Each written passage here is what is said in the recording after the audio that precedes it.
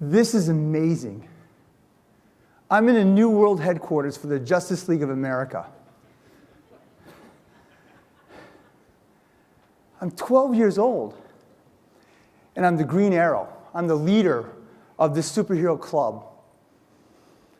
This is freaking amazing. Today is the day that we're going to initiate the rest of the heroes into the Justice League. I'm here early. I'm a little bit nervous because we have to run an obstacle course. I'm sitting in the hayloft, and I look down at the floor. It's about 12 feet below me. And I look out in front of me, just beyond reach. There's a metal bar that runs across the barn. I got to make sure we can do this. So I take a couple steps back. I look at the bar, and I start running with all the speed my little body can muster. I get to the edge, and I take a leap, and I jump. Wow, that's a bit further than I thought it was. I miss the bar completely. I fall 12 feet down to the ground. I hit the ground, and my body absorbs the thing, and I fall down. And I'm laying on the ground, and I'm like, oh my God, what just happened? So I get myself up, I dust myself off, I look at the bar, and I look at the loft. I'm thinking just about quitting, not doing this, but I muster up all my strength, I climb back up, I get back to the loft, I look at this bar, and I think to myself, I got to accomplish this. Randy and David, Batman and the Flash will be here soon, and we need to run this obstacle course, and this is the starting point, and if I can't do it, how can I expect them to do it? So I step back a little bit further. I hesitate for a moment, I adjust my mask, I pull my hoodie back up over my head, take a couple of deep breaths, and I propel myself with all my energy and all my strength to the edge, and I jump with every ounce of energy I have. And I'm flying towards that bar, and my hands hit the bar. I won't jump this time. I hit the bar, and it knocked me over backwards. I'm falling now 12 feet down, back first. I land in the pile of hay that we put down there, slammed. I'm out of breath. I'm kind of wheezing, like, now I'm almost ready to give up. But I'm not going to quit. I know I can do this. I know I can set the example. I know I can be the Green Arrow. So I climb back up to the loft. I sit back where I was, and I look back. I can do this. I take 4 or 5 steps back. I'm back about as far as I can go. And this time, I just launch. I go as fast as I can. I shoot like an arrow towards that edge. I get to the edge, and with one huge bound, I leap. I can see the bar coming towards me, and I grab the bar with both hands. I swing my feet out like this. I'm still hanging on. Boom, finally I settle, and I'm hanging there. And at that moment, I realized I was the Green Arrow. It was at this point in my life I learned an important lesson about leadership. At the time, I probably couldn't have told you what leaders were. I couldn't explain leadership. I couldn't talk about qualities of leadership. That's the moment I learned what leaders are really about. When we think about life, we're all leaders in every aspect of what we do, whether I'm a parent, whether I'm a spouse, whether I'm a colleague on a team, whether I'm a CEO of a business. We're all leaders. The challenge with leadership is a choice. I can choose to be a leader, or I can choose not to be a leader. We have the responsibility of being a leader, but I can choose whether I want to be a leader or not. I think it's kind of funny in this world. To be an electrician, I need to have a license. To be able to work on Cisco products, I need to have a certification. But I need nothing to be a leader. Isn't that kind of funny?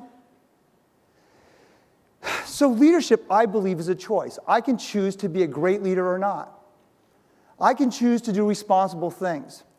So what I want to do is I want to share with you an example of ordinary people being true leaders. So please watch this video. So this video, we watched ordinary people launch themselves into action, take on a role of a hero or a leader in a very difficult time period. This is what makes the human race such a remarkable species, is the fact that we have the ability to rise to the occasion. But it's a choice. These people chose to run into danger to help. I think that's a huge definition of what true leadership is about. When I think about the world today, though, those are exceptions. They're not the actual story. You pick up a newspaper. It's not uncommon to see a celebrity on the front page being indicted for something. It's not uncommon to see some kind of investigation happening with a political figure. It's not uncommon to see a sports hero being arrested for drug possession or gun possession. There's so many opportunities that we have that we choose not to be leaders. There's a drought that exists out there. And I think part of the challenge we have as a society today is that we need more leaders to step up. We need more people to run like they did in the first video, instead of people that turn off being a leader.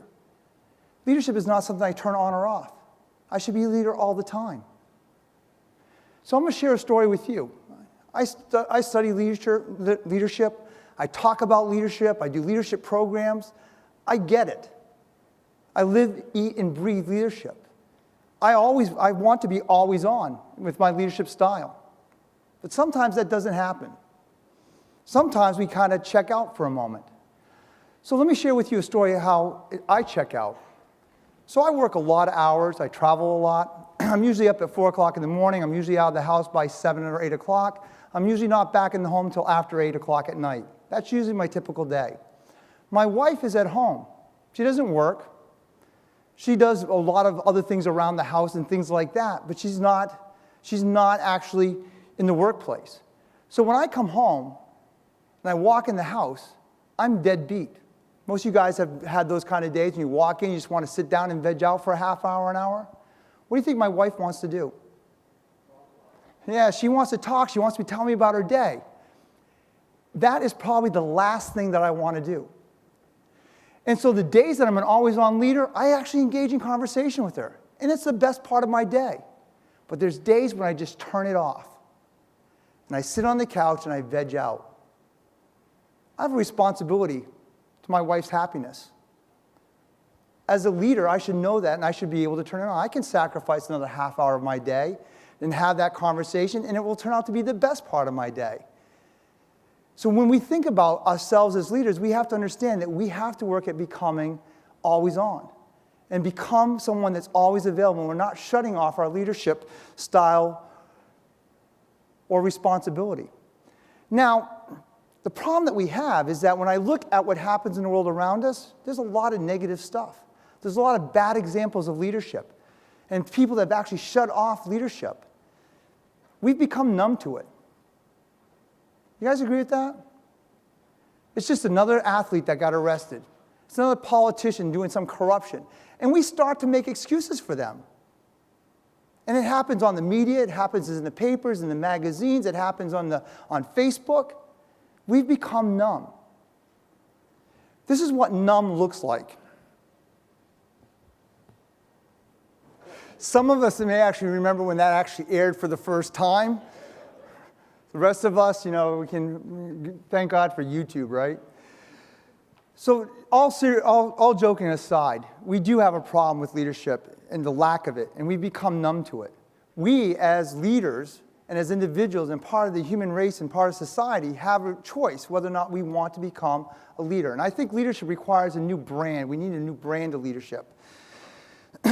When I think about leadership, when we talk about it, a lot of people talk about terms of titles and positions. I'm a CEO, so therefore I'm a leader. I'm a parent, so therefore I'm a leader. We need to change this and think that everyone has a responsibility to be a leader. You could be one of the people that ran to the aid of people that were injured during that tragic event. We can be leaders at any point in time that we want. It doesn't have to be hierarchical in nature. It doesn't have to be peer-to-peer. It can be in any fashion that makes sense. So we have to kind of take a look at how leadership is set up. I'd like to kind of introduce a concept of what I would call always-on leadership. What I believe that we need to look at is that we need to think about leadership as always being present, always being available, and always doing leadership type of things.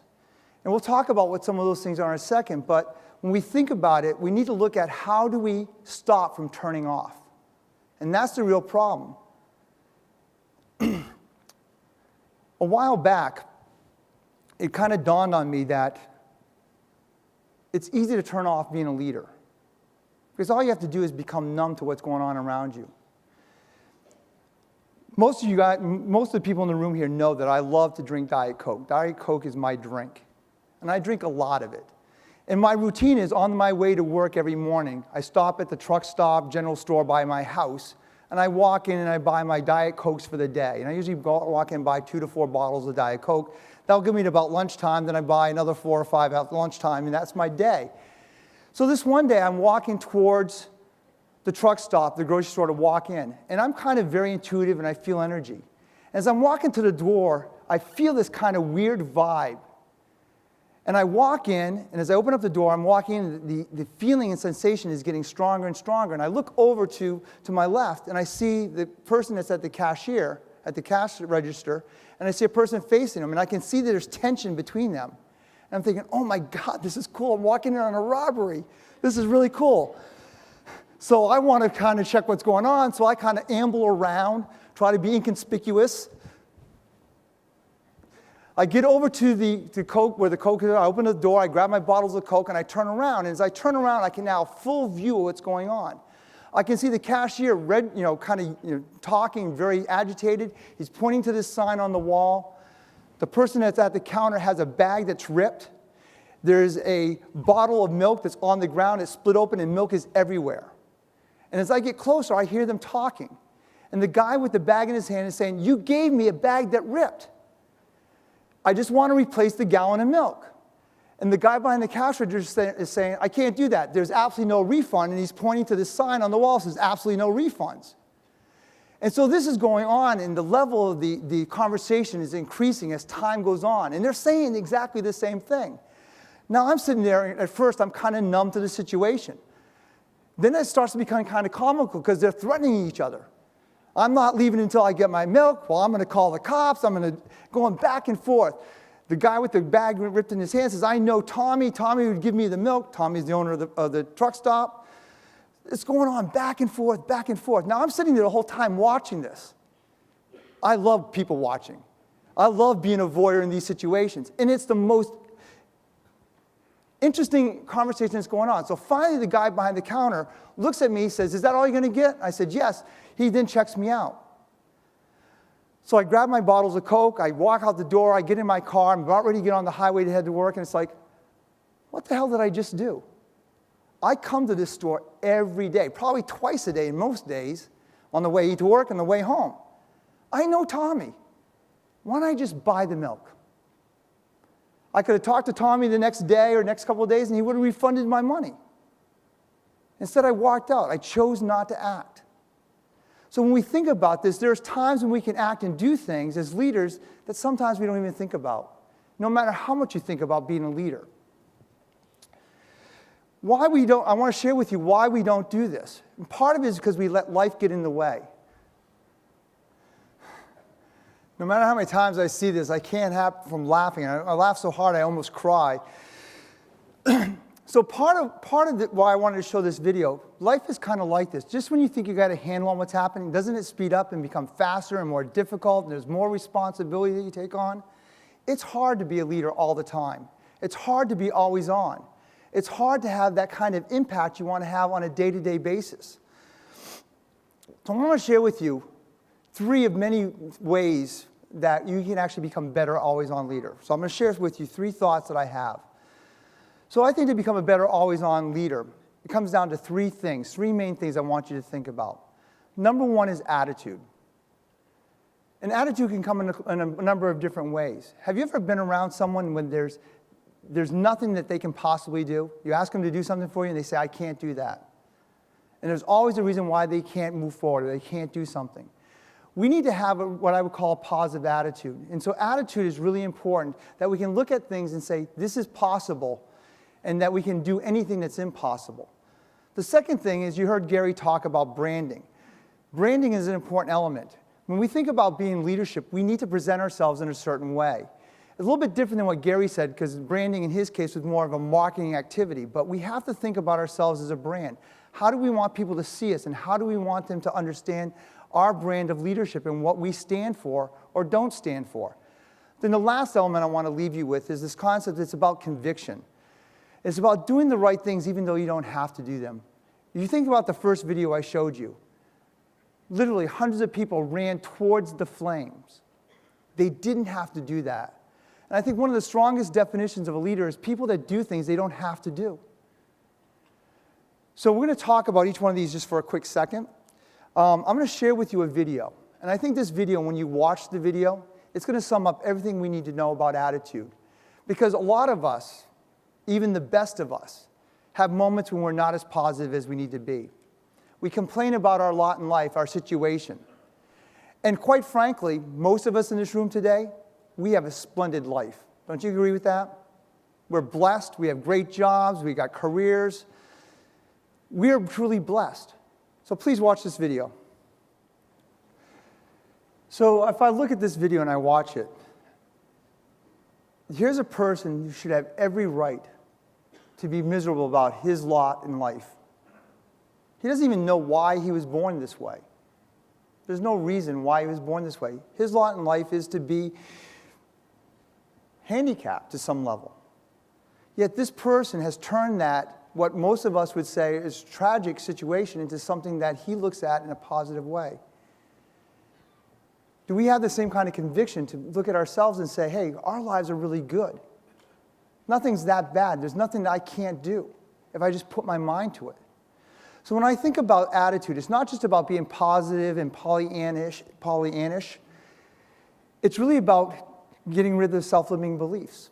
Because it's easy to say if he fell down, he could never get back up and never try. So what are the things in our lives that we don't try because we don't think we can? So when we talk about attitude, it's not just about having a positive attitude, it's also eliminating the self-limiting beliefs that stop us from accomplishing what we're meant to accomplish. The third part of this I look at, it's about having courage. And courage is kind of an interesting thing because when I look at it, I look at courage in a little bit different way. Do we have the courage to look at ourselves and look at how we actually respond to how we should really act? So I think you guys have probably heard the difference of the brain. There's a mammalian brain and there's a reptilian brain in our head. So when we see and we experience the world around us, the reptilian brain is using our senses to take in input. And it takes that input and it does one thing. It wants to look at that input to say, is this a friend or is it a foe? Is it an opportunity or is it a threat? Our brain at that level works extremely fast, signal processing tons and tons of information to react, to identify, is it a threat or is it not? If it is a threat, our bodies get hijacked. We start releasing all kinds of hormones into the body that get us ready to fight or run. When we think about this, that part of the brain has to be very quick. For us to survive, it has to react extremely fast. But we are blessed with this mammalian brain that allows us to think. And it's a little bit more logical. The first one's based on pure emotion. The mammalian brain is more based on logic. The problem with that logical part of our brain, it's 40,000 times slower than the reptilian brain. So we see a threat, automatically our entire body is moving to run or to fight. Someone actually in this conference said there's actually 3 states: run, fight, or freeze, right? But the bottom line is we're ready to do that. I think courage comes in when you can actually stop that reptilian brain from ruling your life. How many times have you ever been in a conversation with someone that starts to lead to an argument? And you know it, you can feel it because your face is getting a little bit red. Your blood pressure is rising, the tone of your voice changes. You know you probably should stop, but you continue on. If you've ever been in that model, there's a couple of things I want you to think about. First of all, adrenaline is running really high, so your body is getting hot. You're probably getting ready to start to sweat. But more importantly, the blood flow in your body changes. Blood stops flowing to the head. They stop slowing it down. Because if I'm going to run, I don't need to think. And it starts running that blood to your arms, your hands, your legs, your feet. So that if I have to run or fight, I have the energy to do that. So think about this. I wish we could videotape every argument we've ever had with anyone. Because we get embedded in our convictions and our beliefs, and we argue, and we go on and on. If you could actually play it back, you would realize how stupid you actually sound. And that you weren't right at all at any point during that conversation. So I think courage really stands up where I can understand that my body's going to get hijacked, but I can have the courage to do something different. This world would be a much better place if we could actually act with more logic, without that fight or flight syndrome kicking in and overruling us. So when I think about attitude, it's about those three things: having the positive attitude, eliminating self-belief, and last but not least, having the courage to control your actions versus being rolled by the reptilian brain. Next, I want to talk about brand. I'm not going to beat this to death. I'm just going to talk about a couple of really quick things here. If you come or sign up for the Leadership Challenge or have ever been to the Leadership Challenge, we talk about brand a lot. What is your leadership brand? What do you stand for? And I believe that's really important. As a leader, we should know what we stand for. And we go through the process of help people in defining their core purpose in life. Why do I exist as an individual? What can I bring to the world that's going to make what my contributions have an impact? I should be defining our core values. And we go through exercises to do that. I should understand my strengths. It's amazing when I do leadership programs and I sit down and talk to people and I talk about strengths and values, the initial response I get and what they actually do once they do the exercises are almost always completely different. We really don't know what our brand stands for. We just go through life going through the motions and we think we stand for certain things. When we really analyze what we stand for different elements.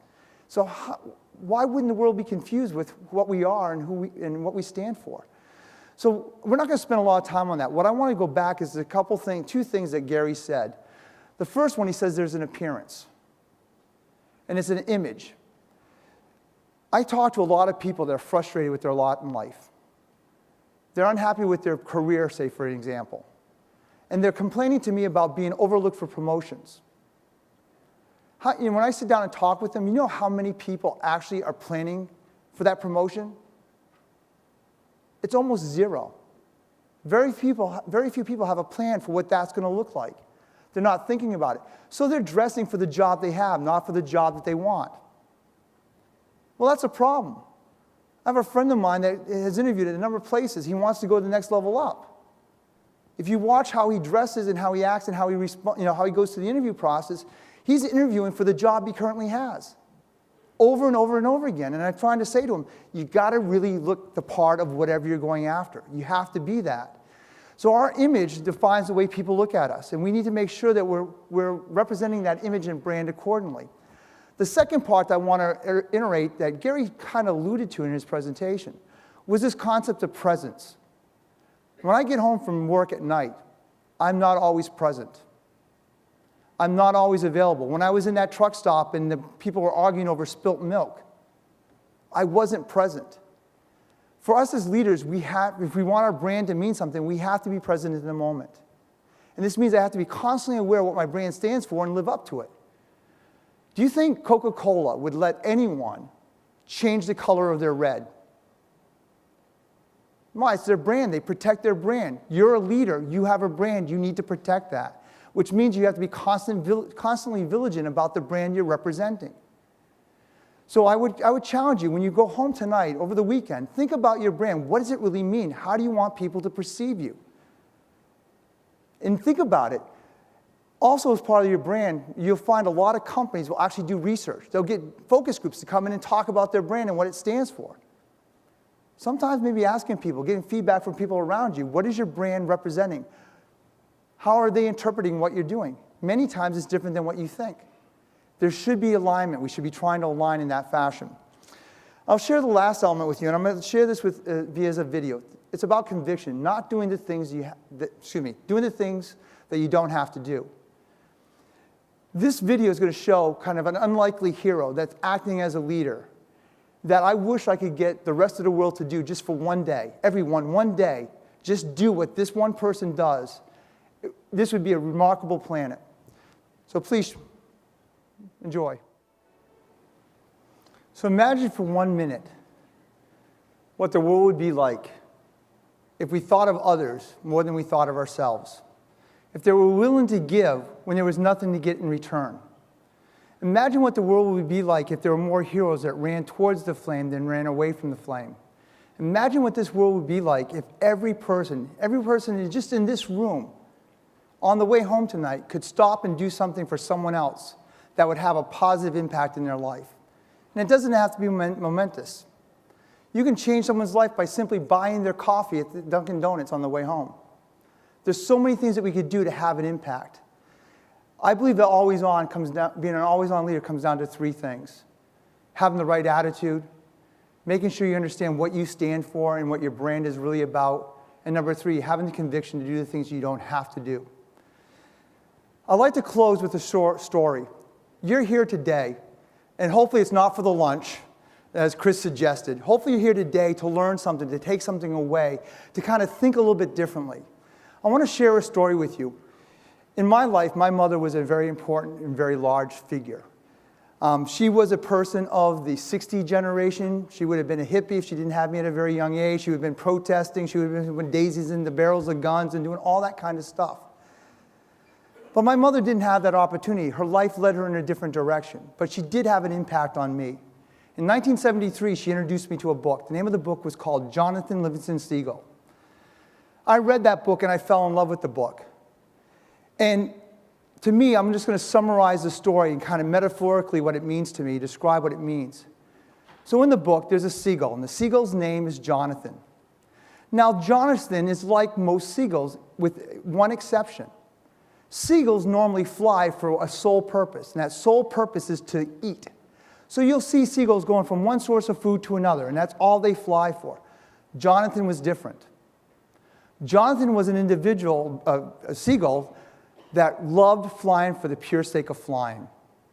And so while others were going from one heap of food to the next, Jonathan would be out practicing flying.